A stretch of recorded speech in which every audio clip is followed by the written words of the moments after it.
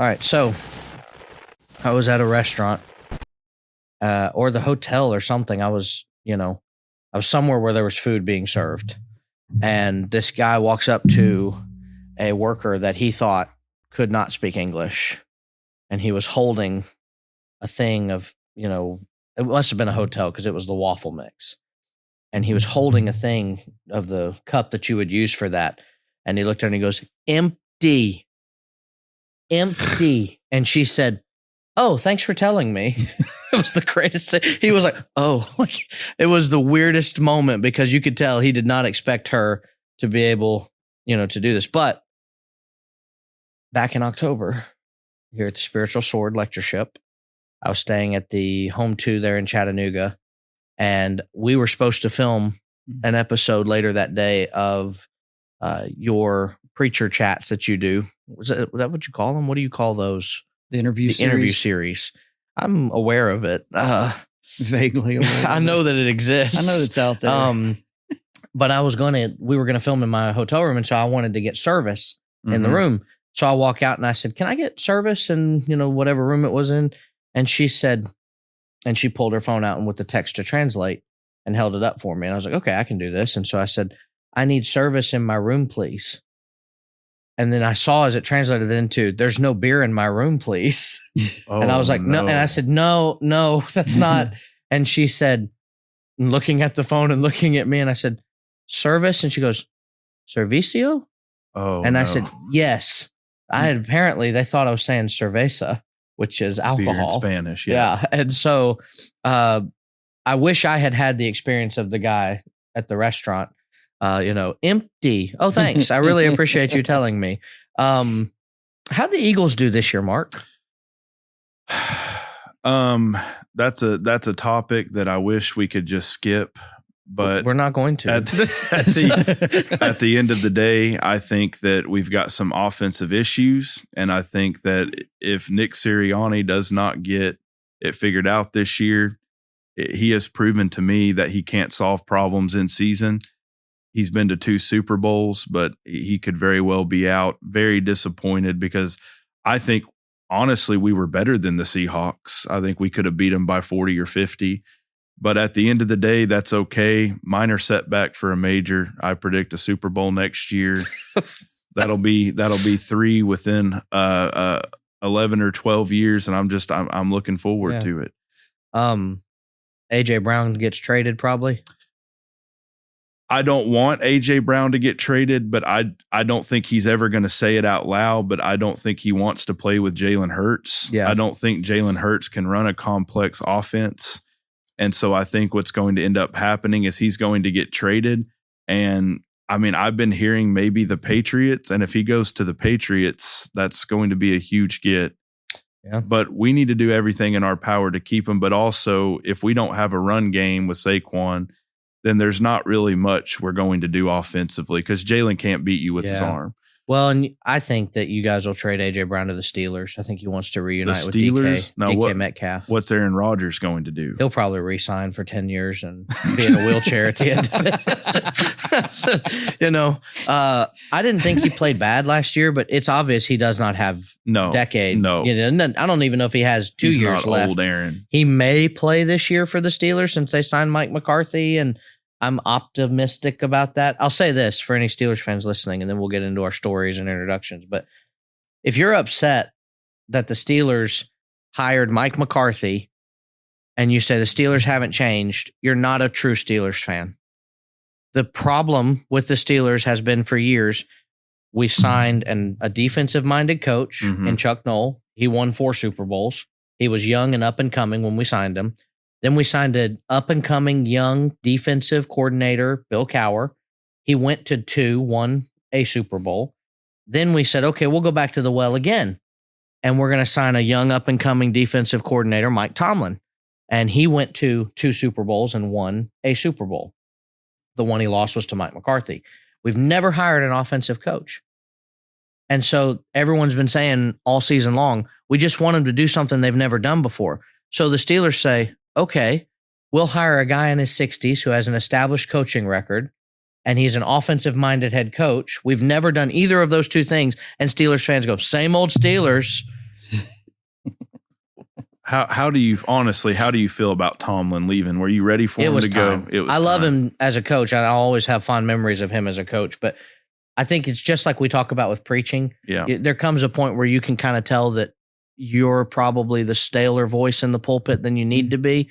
That's why a lot of preachers end up moving on to new works, or, we heard it in preaching school all the time. You'll know when it's time to leave. And I remember thinking, that's crazy. What are you talking about? And then I remember thinking about Somerville, like, maybe this is the right time to leave. It's nothing against the congregation, but maybe I'm not as effective as I could be, and I could be more effective in another role. I think that's Tomlin. He recognized I'm not the effective, leader that I once was. And so that's part of leadership, is stepping down. Yeah. But when you go to the playoffs 3 straight years and get bounced in the wild card round, I don't care who your quarterback is. That's part of the job of the coach and the GM, is to get a good quarterback. We could have drafted Jalen Hurts. We could have drafted, fill in the blank. There's a number of picks we could have made and we didn't. So I'm excited to see what happens, but we'll see. So as we get into this, we have Mark Garner with me. And it's my partner, Wayne. He's also known as Whitey Wayne because he likes the color white, loves Jeeps, and honesty without the F. So as we get started, Mark, the format of this show is we bring forth stories that have happened to us, whether it's been in preaching, in life, in preaching school, any story that you feel comfortable to tell. It's not going to get you into trouble. That's right. We'll do that now. So what stories might you have that you would like to discuss? I remember when I was at the Memphis School of Preaching, Brother Rutherford sent an email saying, hey, there's a church. It was in Northeast Mississippi, about 2.5, 3 hours away from Memphis, that's needing a preacher. Anybody that wants to go out there can. If you're free this Sunday, please go out there. They're really desperate. Their preacher, I believe, was on vacation and they were just needing somebody. So I had nowhere to go that Sunday. So I told Brother Rutherford, I'll go. He said, great. He gave me the address. The address was in the email. He gave me the name, but I don't believe he gave me the number to the guy. And so he gave me all of these things. I said, well, that's awesome. I'll go out there. And so this address that I had, I'm driving up, and I get to the address, and it's a highway and a forest, and there's nothing there. Get out the machete, man. They're back there. I said, so I'm looking around, and I drive for a little bit longer, and I'm like, there's nothing here. Like, where am I? And I think either Brother Rutherford gave me the wrong address or they gave him the wrong address. What is going on here? And so I get out my phone on Google and I start looking Churches of Christ in the area. And there was one in the town over. I said, okay, this has to be it. And so I walk in there and I go to the front pew, and there's about 3 or 4 people in the back. I think they had a later service. This church that I was going to had 2 services. They had an early one and a later one. And so I walk up front, and it's a very nice church building. I get there and I'm just sitting in the front pew, and I'm just sitting there. And I'm sitting and I go and use the bathroom, and I come back and I sit and I'm wearing my suit, and a man comes up there and says, sir, can I help you? Is there something you need? And I said, yes, sir. I'm here to preach for you guys. And he just looks at me. He goes, he said, where are you from? I said, I'm from the Memphis School of Preaching. You guys said you needed a preacher, and I'm here to preach for you, and then I'll be on my way. He said, no, I don't think that's right. And I said, I think it is. He said, no, I know it's not right. You're mistaken. I am preaching the gospel. He said, because I will be in your pulpit. And he said, no, I know it's not right because I'm the full-time preacher here. He said, we did not call you. I said, okay, I don't know what I'm supposed to do now. I said, I have this address. He said, let me see the address. And so I gave him the address, and he said, okay. He said, I see what's going on. He said, no, you're supposed to go to this church out here. And I said, it's a highway with trees. I said, there was nothing out there. So he calls this guy who was in the back, who had a beat up pickup truck. He was wearing a hat, and he said, he's going to show you where it's at because you're not going to find it unless he shows you. I'm like, where am I going right now? Go into this coat closet and you'll find Narnia. That's where the congregation meets. He leads me out. It was about 3 miles from where the address was. The church sit back, way back in the forest. There would have been no way I would have found it. When I got there, somebody had just gotten up there and attempted to do Bible class. I felt so bad. I apologized over and over. Afterwards, one of the elders came up to me and said, "Come to our house for lunch." I said, "I'm so sorry for missing Bible class. We're sitting down and we're eating." And he says, "You know what, Mark? This tends to happen a lot when we get guest preachers." And I'm like, I wonder why. It would have been nice to have known that. But literally, I ended up in a forest. I almost started preaching at a place that had a full-time preacher, but it got figured out. And so now I'll know, just trust the address. If it's not right, it's somewhere in the area. I learned a lesson from that. So, well, I know that's like the number one fear that I have now, especially traveling. No congregation has the exact same service times. That's right. Or the address for that matter, obviously. They're not all meeting at the same place, as great as that would be. And so I'm always in a panic. And I normally remember to ask, what is the address? What are the service times? I did not ask that once. And when I went to look it up, I discovered that I was nowhere near where I needed to be. The hotel I had selected was 50 minutes away from where I was speaking. And I normally do a max of 30, 50-minute drive. They start at 9 a.m. And I was like, so that means I got to leave at like 7:45 to get there with enough time to like set everything up and meet some of the brethren there. And then in the text message the night before, when the guy sent me the address, he had said, "Don't follow your GPS. What you want to do is drive down to this dealership and take a left and then, count to 30 and take 3 rights." And that's always how it feels. I know it's not, but I can't handle directions being given like that. Yeah. If it is not an address I can put in the GPS, I might as well, Uber there or something. But I started to drive and I thought, you know what? I'm just going to trust that my GPS can get me to this place. Thankfully, I was right. Well, that's good. He said, "Did my directions work?" I said, "The directions I got were just great." Mine failed me. They were good. But you always have those brethren who in the congregation who want to give you directions anyway. Some guys just love trying to give you directions. Yes, they do. And so Cindy, she's always like, "Just tell them we're putting it in GPS. Just tell them we're going to put it in Google Maps or whatever, Maps." And I'm like, no, you got to let these guys have their moment. That's right. You can't cut them off. These guys want to give you their, their directions to go around to, turn right down here at Mama's Kitchen and, go down here by the Dollar General and turn left. And there's $2 General. There's 2 sticks on the side of the road over there, with a little flag marked with a flag. And, anyway, all these things. Well, occasionally you need those directions because these guys know.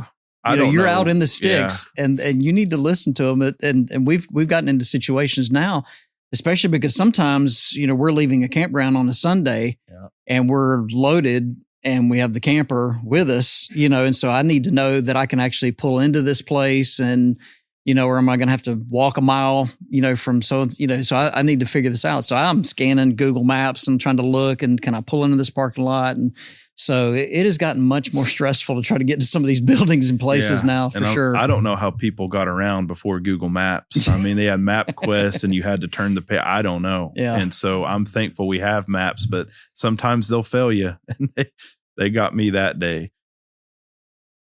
We're not debating Google Maps and maps. Because it's not a debate. Well, just saying, I like Apple Maps better. Excuse me, I misspoke. Apple Maps is better. And I've even told my wife that she likes Google Maps, but I like Apple Maps much better. It's just opposite for. I haven't said this much this season, but you can kick rocks. I know. I'm mad. I've been told that before. Okay, I got to tell you 2 back to back. Go ahead. So, remember the VBS? Yes, I do. Remember the theme? Yes, it was water. Correct. No. This the last year's VBS, not the first one I spoke at. Okay, I did the whole week. Stop signs. Correct. Yeah, the road signs. Road signs. Yeah, that's right. It's close. We'll get there. But I spoke Sunday morning, and then did we do Church Eat Church that day? Do you remember? We did not. Okay, so we had evening service. We had evening. we drove back because the evening service, I think, started at 7. So we knew we had a lot of time. Megan wanted to get the kids down for a nap. And Megan ended up coming to that VBS. She wasn't intending to, but Audie threw up on the way to the hotel. And I got really worried. I was like, if she's sick, I would be stuck. Like I can't. And so Megan drove all the way up. She wasn't intending to come because she was, had just given birth a few weeks ago. And she came all the way up with Olivia, and we stayed in the hotel, and we went to the VBS every night, and we just kept Olivia right on Megan so that no one would, accidentally try to pick her up or, newborns. Mm-hmm. It's, you got to be careful. But we're driving back to the hotel after I've just preached on following the road signs and following the right way of driving and all this kind of stuff and applying that to what the Bible says. And we are on that road right before we get to the Home 2 in Cookeville. Mm-hmm. And there is a Firestone Complete Auto Care not too far from this, mm-hmm. Home 2.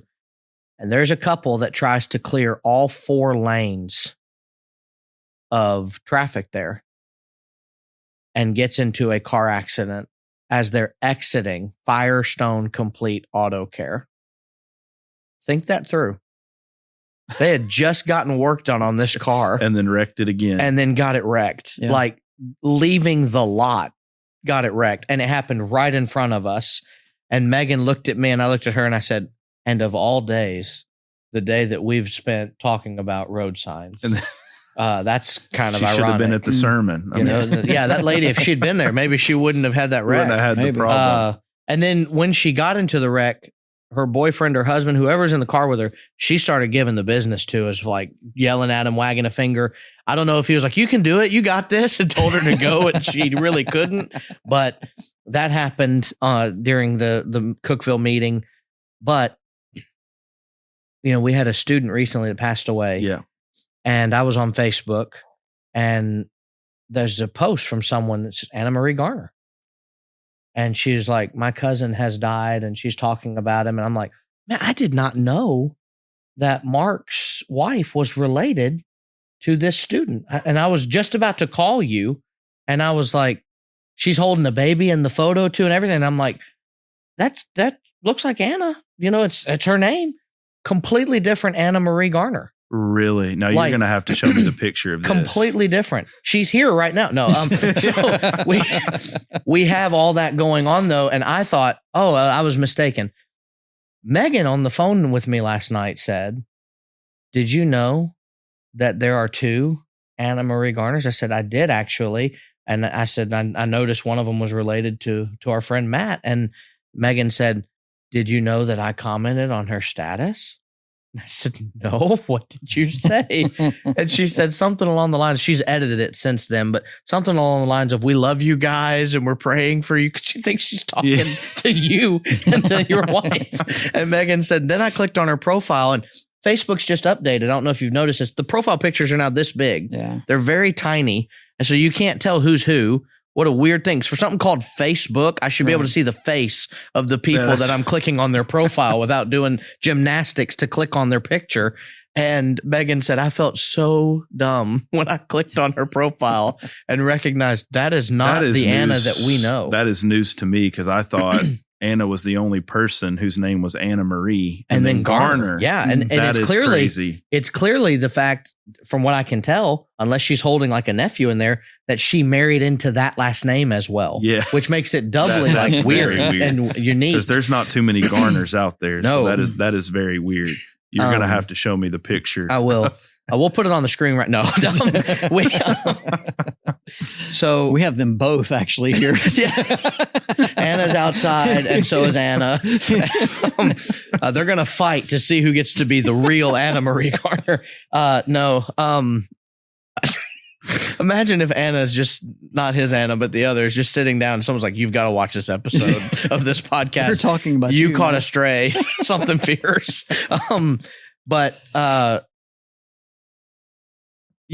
We've talked so much about different things that have happened in my travels. I think I told this before, but the episode got corrupted. Not because it was wrong, like the file footage got deleted or something happened to it. So we don't have this actually. I've told it to you, you've heard it, but I haven't actually like on record told it. I have had in Jackson, Tennessee, people come into my hotel room on me twice in two completely different hotels. I was in the DoubleTree there for Freed Hardeman's lectureship, and I got in there and the room's electricity was off because they'd moved the bed and unplugged the things that plug into the wall for the lamps. Well, the lamps are also how you charge your phone at night and how you charge other things. That's so right. If it's unplugged, you're just kind of up a creek. You can't do anything about it. And I'm not strong enough to move that bed by myself. It's heavy. And so I go back downstairs and I said, hey, there's no electricity in my room. She said, okay, we'll move you. No problem. I was changing. And I had just finished changing, thankfully. And my door opens. And it's a couple coming into the room with their luggage. And I was like, excuse me? And they said, can we help you? I said, can I help you? Clearly, I'm the one in the room. I'm already here. That's kind of like, I win. And they were like, sorry. And then they left. And so I was like, I go downstairs and I tell the lady, the same lady that I'd talked to about the electricity and her moving me to a different room, of the same type. I go downstairs and I said, ma'am, you just had somebody come into my room. And she said, no, I didn't. And I said, I'm not making this up. Like, you could probably check the security footage and see a couple walk in 2 steps to a room and then bolt out of it. And I said, I just want to remind you, I'm in room 504. Like, I am in there. Please do not do this again. So I told Dad, I said, that's the last time I'm staying at DoubleTree. I was just, they just built a home 2. That's my favorite one. So I'm going to stay there. It is. So I get to the home 2 for the first time. And they have this thing with Hilton where you can use a digital key. It's of Satan. It does not work. And I've only used it twice and it been successful. And both times I used it, that it was successful, it still wasn't very helpful. Because you have to pull your phone out and then open the app, get to there. They need to have it where you can add it to your wallet and be able to scan it that way. But they haven't figured that out yet, I guess. So I thought I'll use the digital key. Well, the door works. I opened the door. I walk in. I checked in online, did everything. I'm just chilling. I've ordered food. I'm eating in the hotel room. I'm watching the show that had come out that I've been waiting to see. And all of a sudden, I hear the lock give. And I'm like, no way.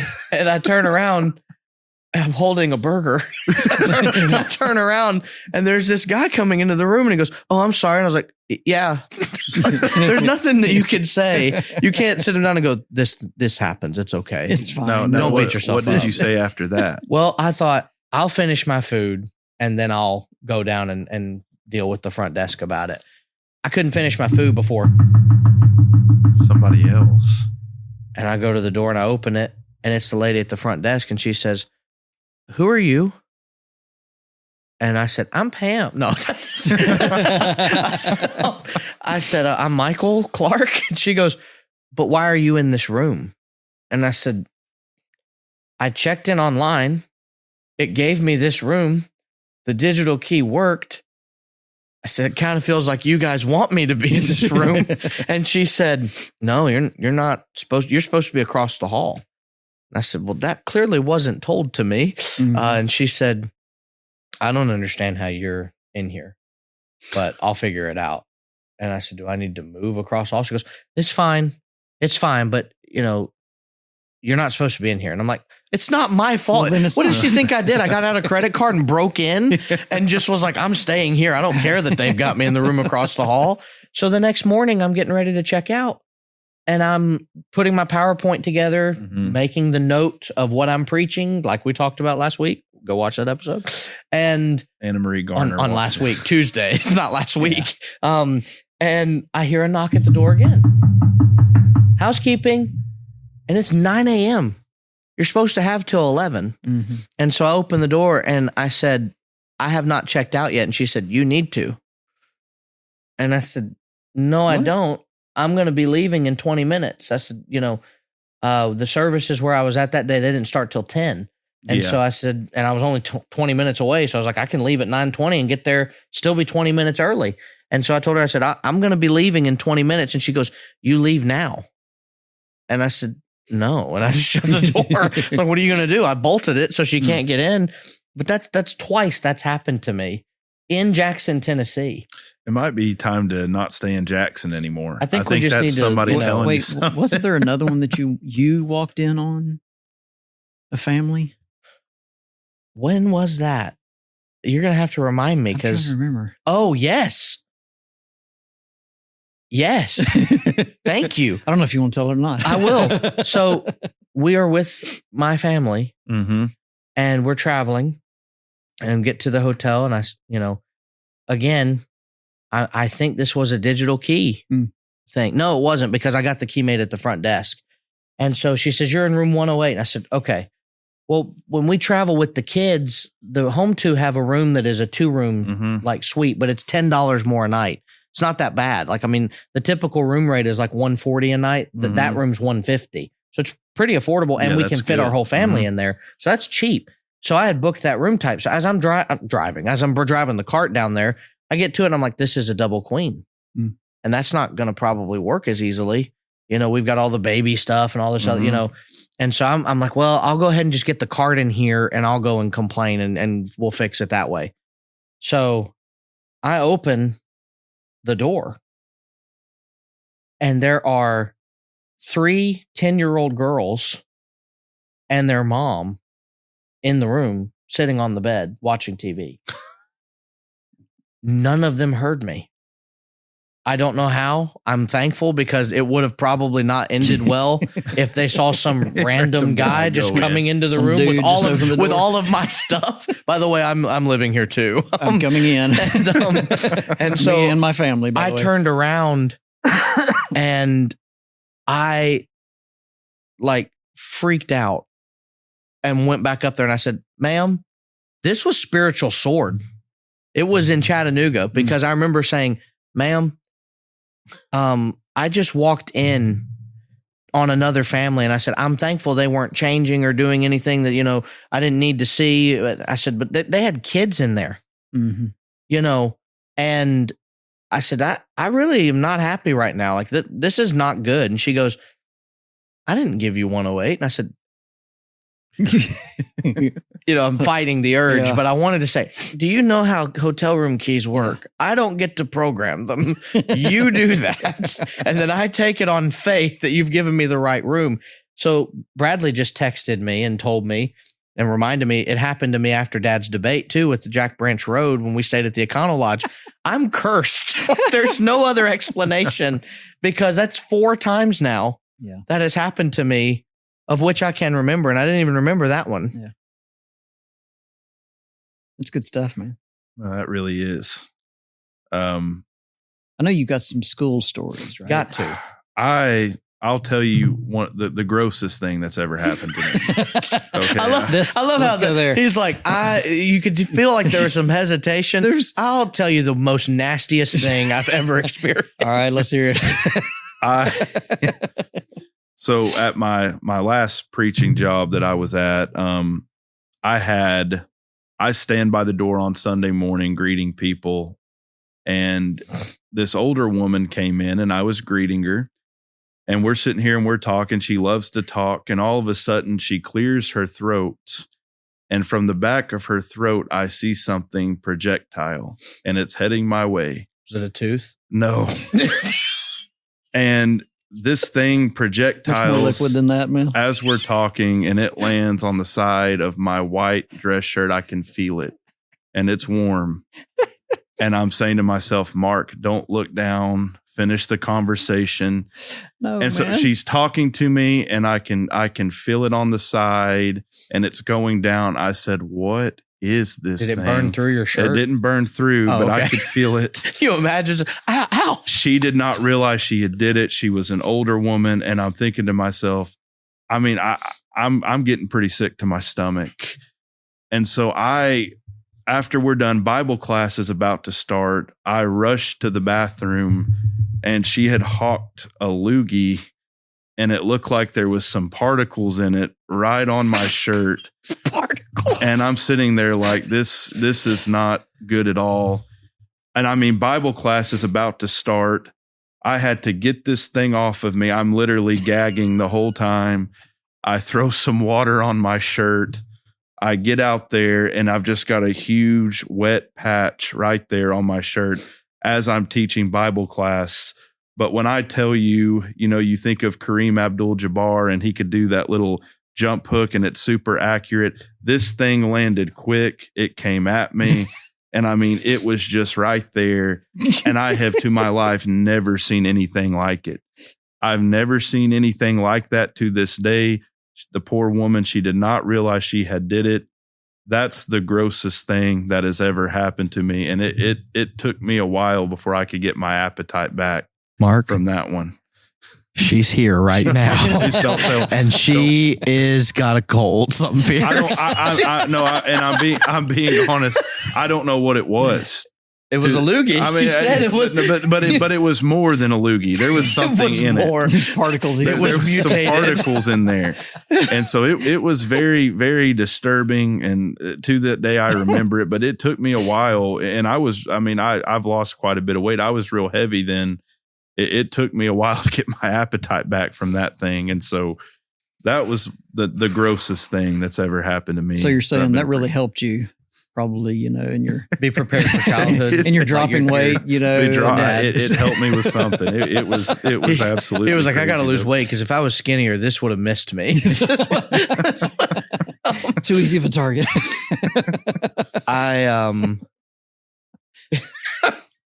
That's rough, man. I'm going to tell him the pyros. Mm. So earlier on the episode, I called Wayne Whitey Wayne. That's his nickname. Self-given or family given or me given or who? I'm not sure. Who started that? Someone started it, but it stuck. Yeah. Because 90% of what Wayne has is white. If Wayne could wear all white all the time, he would. That's not even Whitey Wayne. It is incredibly accurate. Not what I wear. You have a white case on your laptop. My phone and a white phone. He bought white. the white iPhone. The white iPhone. And not the right iPhone, the white one. So we went to Pyros. It was after the seminar that we did at the school. Yeah. And I was asked to take everybody that had participated. So Jonathan Burns was there, Wayne and Cindy were there, and myself. And that was it, right? Just the four of us. Yeah. So we're going through the line, and I got in line first so that I could make sure to pay for everybody. And there was this girl at the front counter, and she said, "Is this just for you?" And I said, "No, all the way down to the guy with the white hair." And she said, "Oh, Mr. Silver Fox." I said, "No, actually, we call him Whitey Wayne." And I thought, why am I sharing this with her? I felt like I'm being a little too open. Then she said, "Oh, some people call my dad Santa Claus." And I felt that it was wrong, but I couldn't stop it. And I said, "Why? Because you only see him one day a year?" Oh, no. And she went like this. She melted. That'll be 66, 72. Like she just melted. And I was feeling this small. I felt probably about the size of that loogie, actually. And Jonathan is standing next to me. It is like Christmas for him. So I guess her dad visited him. But just can't. I just can't help it. And so Jonathan gets back to the table and he goes, "I cannot believe you did that." And then Wayne and Cindy come sit down, and Jonathan's like a kid on Christmas morning going, "Tell him what you said. Tell him what you said. Tell him." Well, we could see her. I mean, she was different by the time we got there. She had been tore down, man. Yeah, and I didn't mean to. She's just trying to work at Pyros. She's just trying to work at Pyros, and then she's catching strays. She's just. It was bad. I hawked a loogie of despair toward her, apparently. It's a bad one, too. But, I mean, that was one of the worst things that's ever happened, and I felt so bad. I don't think she works there anymore. I've not seen her since. So you made her quit her job, too. Yeah. She lives under a bridge now. No. But what is it Cindy says it is? What's it called? Rude Tourette's. Rude Tourette's. I feel it in the moment, but I can't stop it. And you just speak it out. And it's worse around people that I'm super comfortable with. I'm sorry, with whom I'm super comfortable with. Thank you for correcting yourself. I appreciate it. And so it gets worse when I'm around people that I'm like easy to hang around. And so I was with 3 people that bring out that side of me more than any other 3 people do. We're sorry. And so it's really our fault. You're blaming us. No, I'm just saying like it was so easy for your lack to of do control, that. Lack of self-control. It was so easy to do that just simply because nice to people. You know, you could just be nice. You know, this is my program. No. You could just be nice to people. That'd be so great. you know, you got any other stories so we can end on a high note? I've got a story, but I don't know if we can end on a high note on this one, but we'll certainly try. I remember one time when I was at the Memphis School of Preaching, I was going to preach at one of the congregations that needed a preacher. And I had a man come up to me and he kind of said to me, "Preacher, what are you preaching on this morning?" I said, "Oh no." I said, "Well, I'm going to preach on the subject of hell. I'm going to give a sermon on hell." And he was dead serious. And he said, "Hell doesn't exist." He said, "There's a thing called annihilationism." And then he tried to get into the Greek and all these different things. And I'm thinking to myself, where is he going with this? And he said, I just don't know if I can go along with you this morning, preacher. I don't know what I'm going to do when you start preaching on that. And I'm like, well, what does he mean by that? And so I get up in the pulpit and I start preaching on hell. And, you know, I'm really giving it to him and all of this. To him or them? To them. You're just staring at him the whole time. It exists. And I can see the whole time that I'm out there that he's got his arms crossed and he's just giving me the stink eye. Like, you cannot preach on this. And I'm starting to think, why would he believe something like this? As soon as the sermon was over, he got up and he left. But that was one of the most strangest things anybody has ever said to me. Hell does not exist, and you will not preach on that. You know who his sister is? Who's that? The one who hawked a loogie on you. I would believe it. It was an assassination attempt. It almost was, and I did not get out of the way, and it was super fast. Aren't you glad you're tall, though? Yes. If you'd been my height, it might have. It would have got, oh man. You would have been throwing up. I would have quit. I would have been like, I can't preach ever again. I'm done.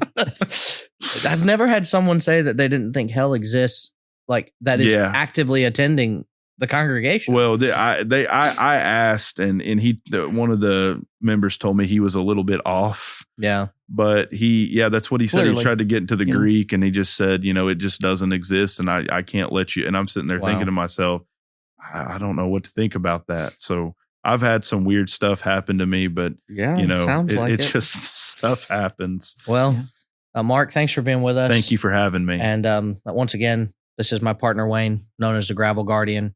He protects this network from 3 things: bad sources, soft disclaimers, and people who won't kick rocks. Next week, we'll have Rick Lawson on the podcast with us for Before the Pulpit, and then also again for Did That Really Happen? Thank you again to House, Heart to Heart Studios, the Memphis School of Preaching, and until next time, take care and God bless.